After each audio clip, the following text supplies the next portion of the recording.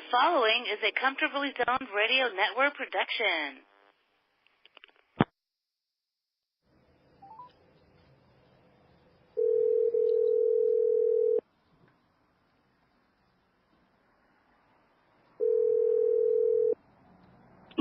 Hey, Ralph. Hey, Mark Littell, closing it out on the Comfortably Zoned Radio Network.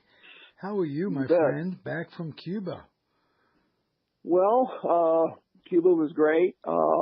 It was a really nice cultural experience because the people are they're pretty nice, very nice people. And I went to a Cardinal baseball game last night, and I was looking for Cubans on the field, and I don't think I spotted any, but they're here and there on the field. They're around.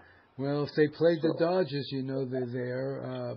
Puig is one of the up-and-comers, I guess.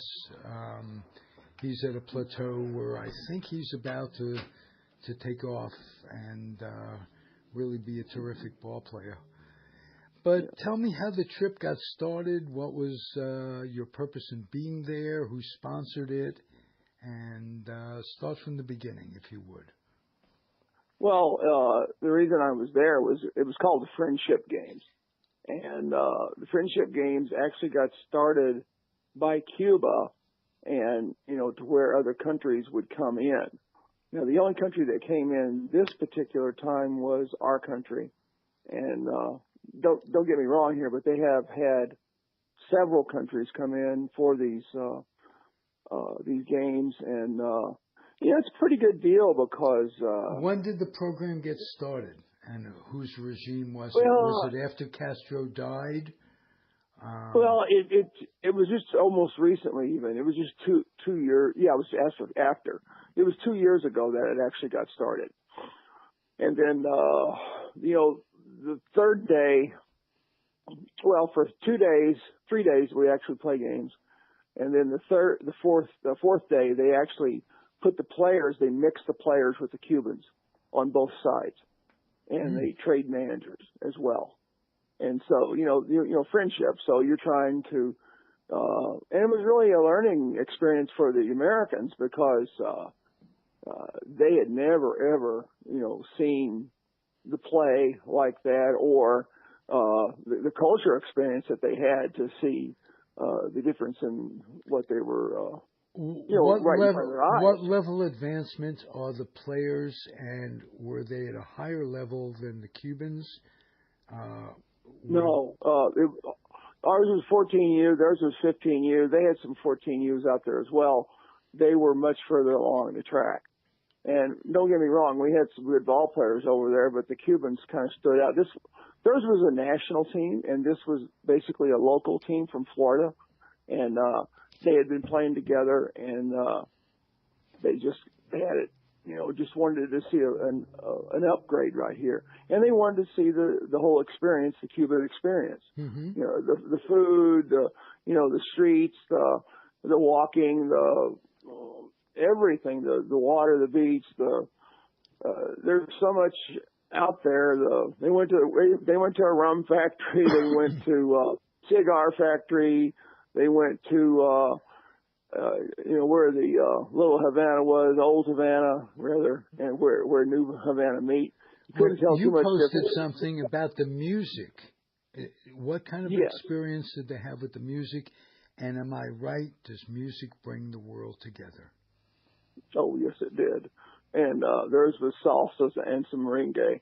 And matter of fact, I was actually shooting in the Havana Rum Factory there. This band, this group rather, that was really, really good. And that's matter of fact, I broke away from the group, and I was by myself in that bar. And watching them practice, and that's when the guy, all of a sudden, he stopped. He says, American, come here, I want to show you something. So anyway, he wanted to show me something about playing something. So I set my cigar down, and I set my phone down, and so I stopped filming, and I wish I had because they had me going, because they were now practicing with me with the machadas up there and going back and forth and doing my steps. And of course they were laughing at my steps, but at least I tried to chime in. but it was good. It was all nice. good. And then we spoke the number one sport, baseball. And I told him, I said, I was a baseball player. He says, well, who? And I said, one of them spoke English. And he said, I said, Kansas City Royals and the St. Louis Cardinals. He says, professional? And I says, yeah. He says, yeah. Those are big teams. I said, yeah. And they don't know as much, but they get the wind of what's going on. But if you're talking baseball with a Cuban, you're talking their language. Right. So the learning curve is not too hard in that respect. What did the kids learn about the culture, the people themselves that they took home with them? They learned about a little bit of poverty.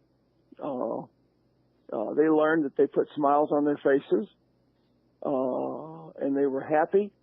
That they were less fortunate in one respect, but they were also very happy, and they made things work. Now, Mark, So, as a no matter professional what. coach, are their players getting as good a coaching as they could, or would they be, would the Cuban baseball program be best served to bring in coaches like yourself on a regular basis? I think that's going to end up happening a little bit with me, and they've talked to me about that. But, it doesn't hurt to have an outside coaching interest, because if you see something new right there and they say, that's kind of interesting, it's not like they have a quarter on the market, nor do we, but we can learn from each other as well.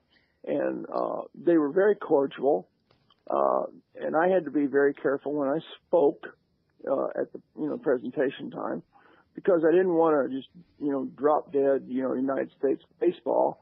You can't really do that. You got to basically say that United States and Cuban baseball, and include that. You have to make sure. But I think I hit the right notes there, and got the right people in there. Okay. But there's a guy over there named Ramon Ahi, and he had gotten some of this all going. He's kind of in the second in command of that age group. And the next age group would be the nationals team, but the higher up national teams, and what we would coin professionals. And they've got. Well, I saw their national ballpark. It was fantastic. It was a good ballpark. And they had a brand new scoreboard. The government sponsors this? Totally. Okay. They haven't got much money at all. What they have, they go for, to keep the youth happy and educated. I know I think around their sophomore year, they have a right to pick or choose if they should go to a college type situation or more technology type situation. Okay. And or trade, just to keep those your trade, but it's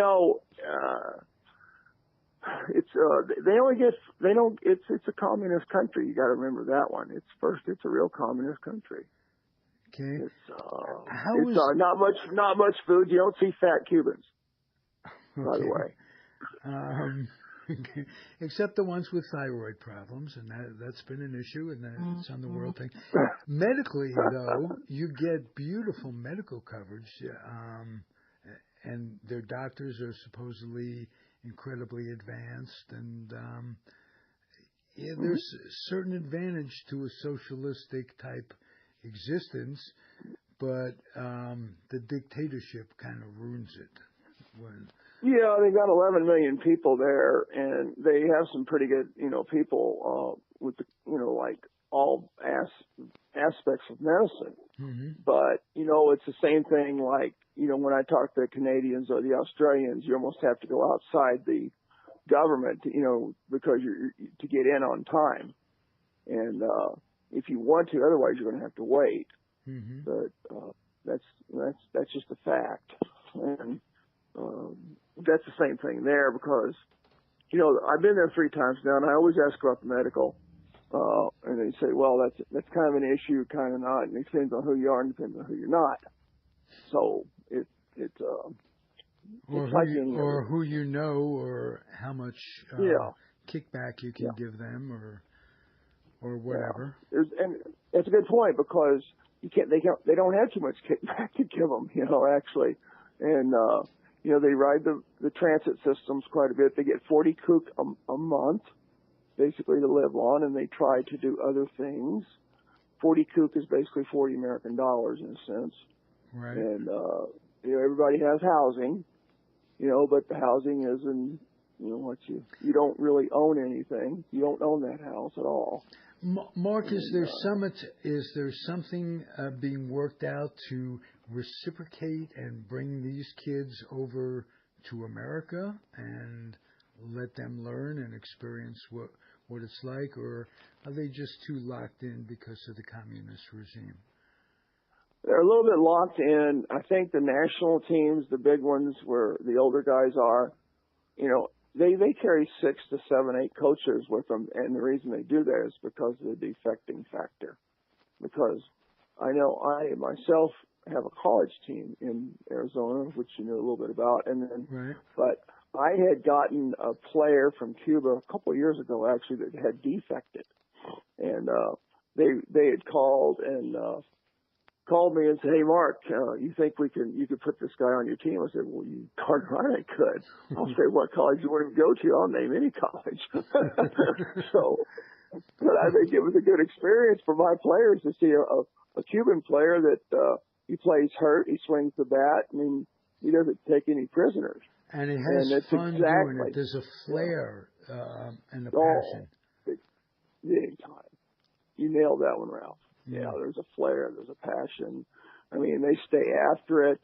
They're going to stay out there all day, like we did in the 50s, 60s, 70s. You stay out there all day and play baseball, and you drink water, and if you got something else going on, that's fine too. And then you go out and play or whatever.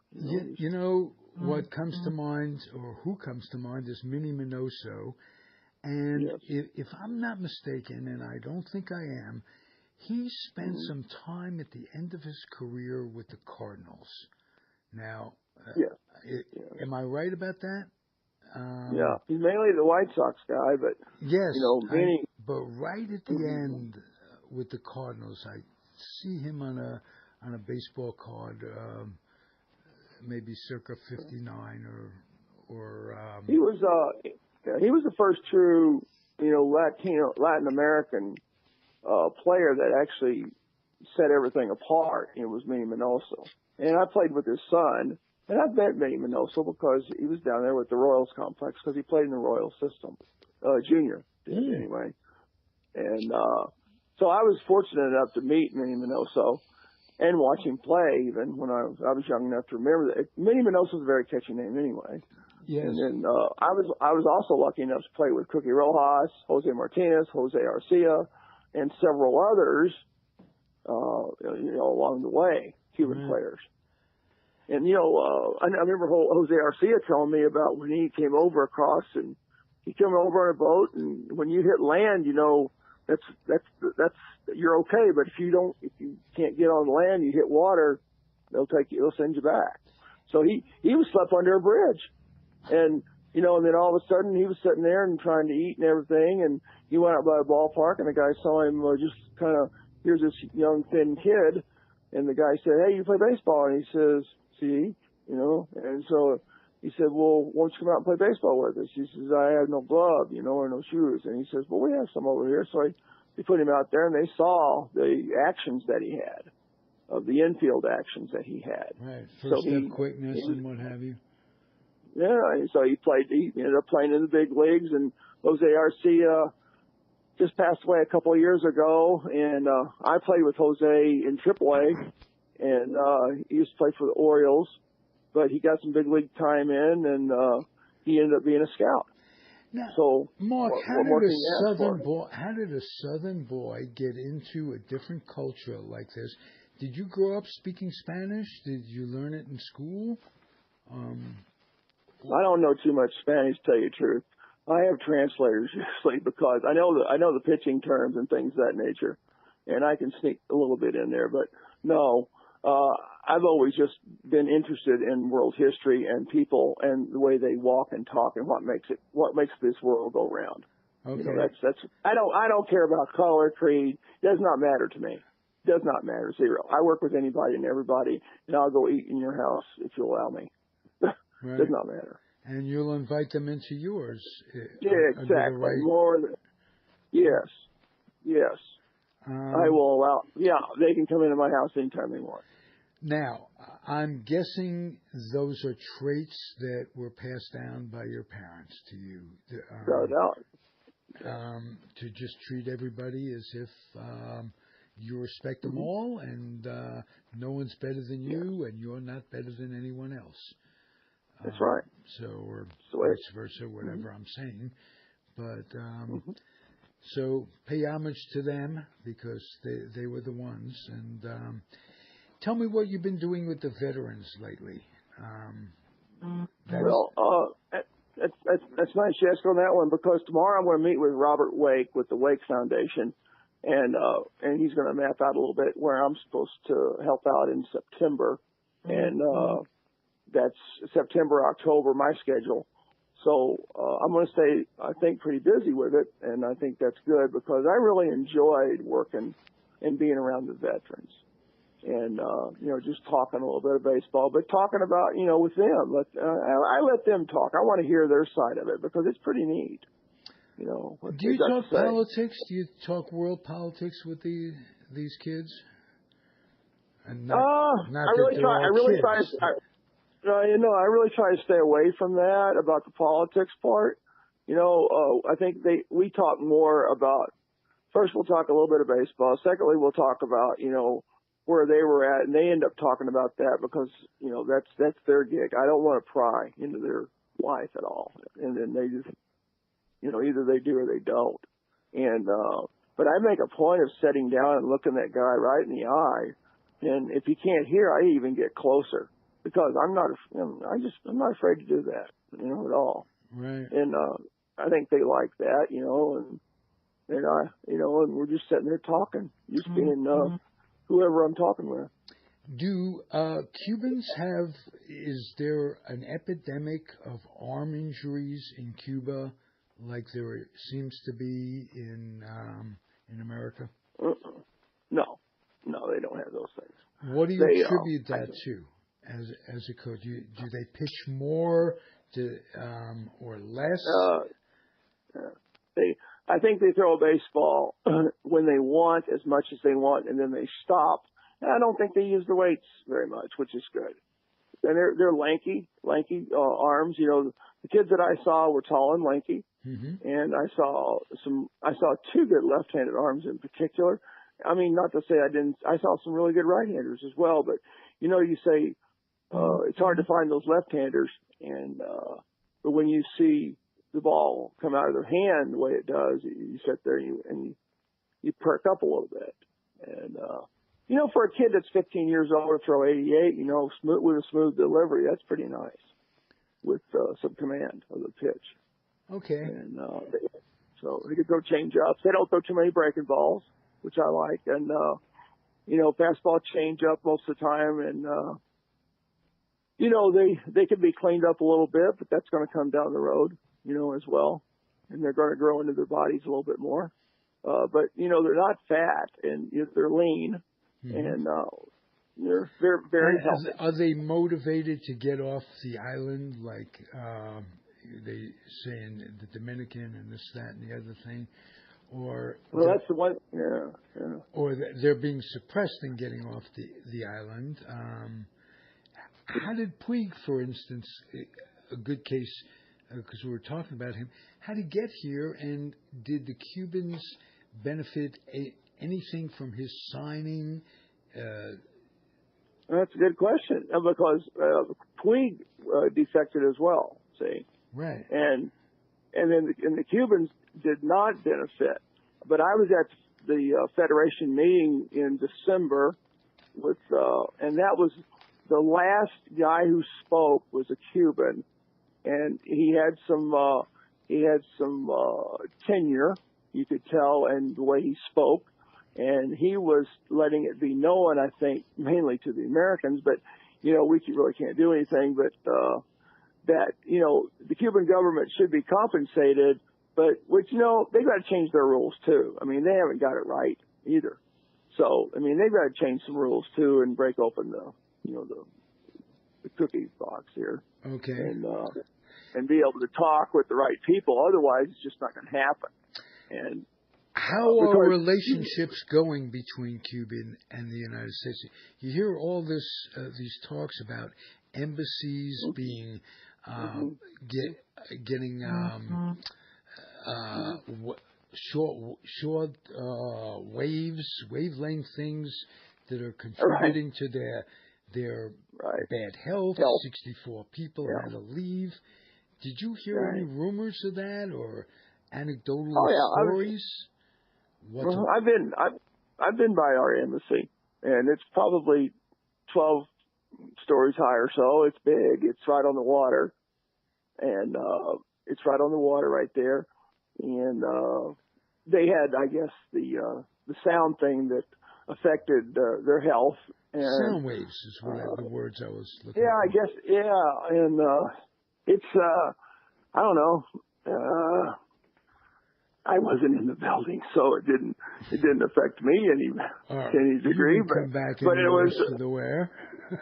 No, I'm not totally screwed up here, but I'm just trying to determine: are we getting along better with Cuba these days? And when I say we, I think we're the same as we were with Obama or Trump. It doesn't matter. I think it's the same. I think it's the same people that I think there's a swing in between Obama and Trump, and he might be the president, but he can't look after Cuba or just one in particular incident or whatever. There's so many incidents out there, but they've got their people that are sitting there trying to do their best, I guess, at what's going on and get the relations better, hopefully. But they have to make those too, because Venezuela comes in, and then you got Russia and everybody else, and they're trying to do their things. They're not very far off the coast of Mexico. They're only an hour and a half from Cancun, Cuba is. Oh, really? And, I didn't realize they were that close. Well, I didn't either until my first time. When I found out you could take a boat over there and an hour and a half boat ride, and get off on the south side of the island and take a cab into Havana, which is not too awfully far, actually, about an hour. Now, did you have to apply to visit for a special visa or for visas? Well, the person that got me in our groups is Letty Annette, and she is actually defected legally when she was 14. She's now 55 years old, and she is allowed to go back into Cuba because she defected legally. Now, if she had come out of there, but now I think you can come back in and see the families because you have a lot more Cuban Americans rather, coming back into the country. And I ask them all the time, I said, well, how'd you get back in here? And it says, we are now allowed to do this and visit our families.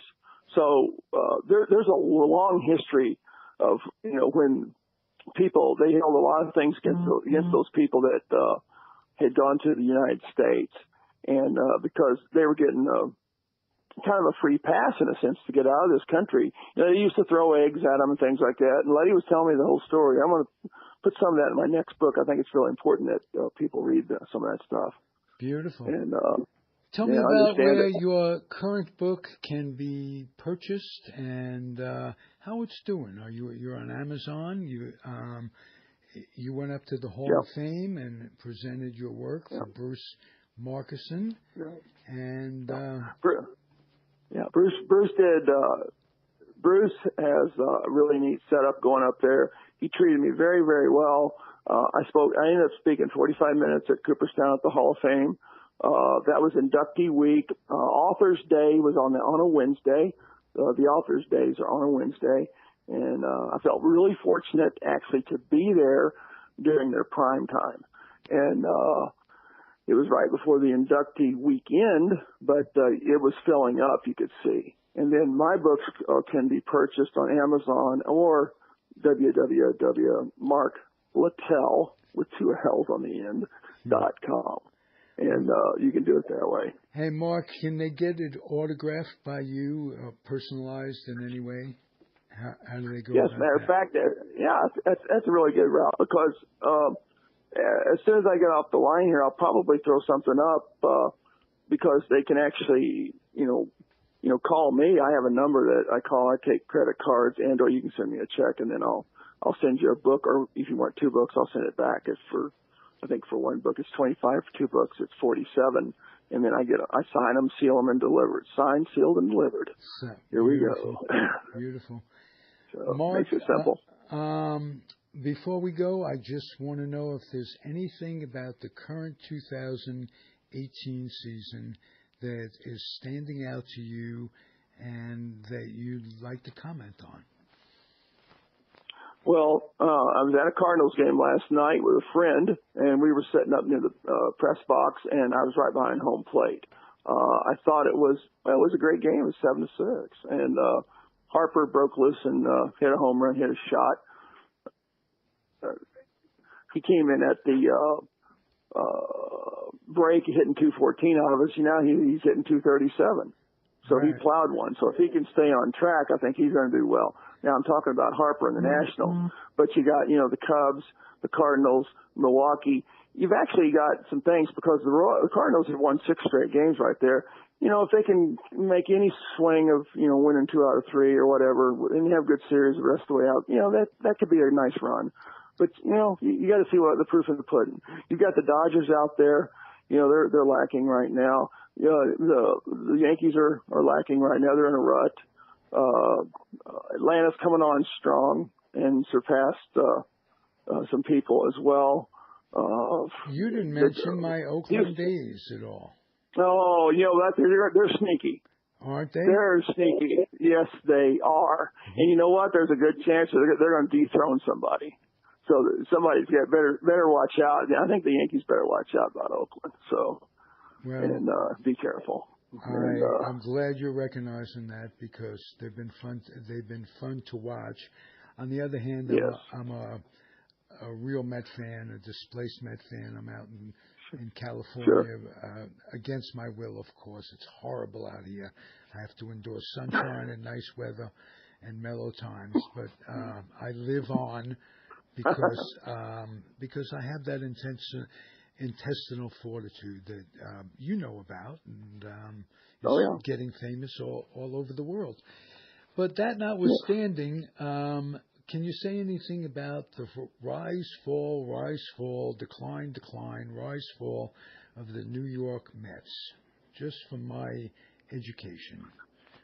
Well, it's pretty persnickety about the way they started this season. They really won the first 10 out of 11, and then all of a sudden it crashed.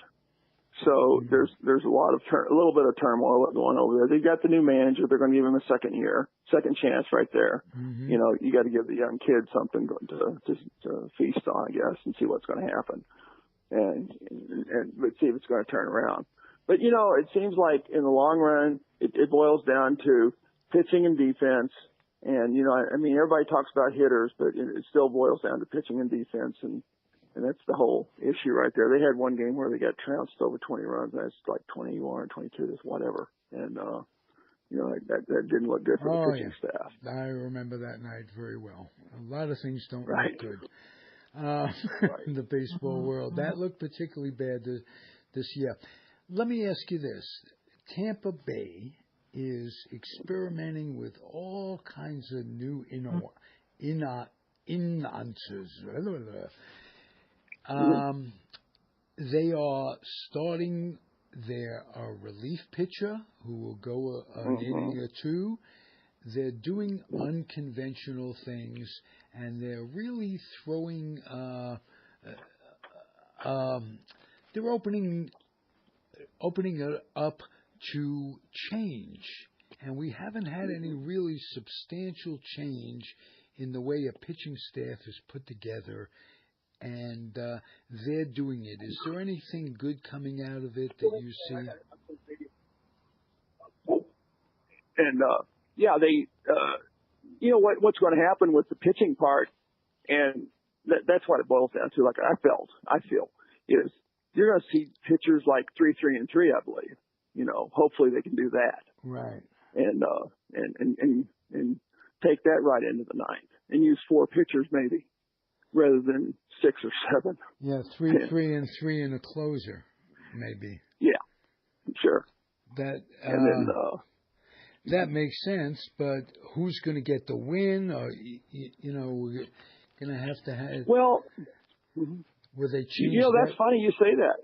Yeah, but it's funny. We used to go, and even in the minor leagues, we would go. You're gonna throw the first 3 to 4 if we can get you through that, and then the next guy's coming right behind you. Well, he's probably going to pick the win up. But the thing about it is, he's going to start the next game, and we're going to flip you back across. Does that make sense? Okay, yes, absolutely. So everybody gets the same opportunity. Everybody's happy. Yeah. Yes. Now, I will ask you too, will there ever be another 300-win season or career? No. And no. will a guy like Sebastia, who's going to end up with 250 wins, will, even though he doesn't make that watermark, will it establish 250 wins perhaps as an indicator if someone's going to get into the Hall? They might have to change a little bit, but the standard's still going to be high.